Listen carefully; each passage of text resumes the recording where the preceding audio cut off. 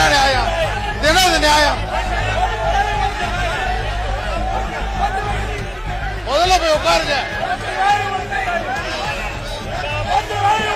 முதல்ல போய் உட்காருங்க.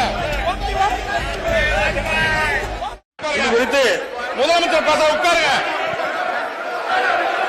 ஒரு முடிவு செய்ய அன்போடு கேட்டுக்கணும். உட்காருங்க. உட்காருங்க. உட்காருங்க. உட்காருங்க. அவை முன்னவர் மாண்புமிகு பேரவை துணைத் தலைவர் அவர்களே, மாண்புமிகு அமைச்சர் அவர்கள் பேசுகிற போதும் முதலமைச்சர் பேசுகிற போதும் மாண்புமிகு அன்பழகன் அவர்கள் இதுபோடு முறை தவறி பேசுவதை அவர் மீது உரிய நடவடிக்கை மேற்கொள்ள வேண்டும் என்று நான் கேட்டுக்கொள்கிறேன். நீங்க அமைதியா உட்காருங்களா இல்லையா?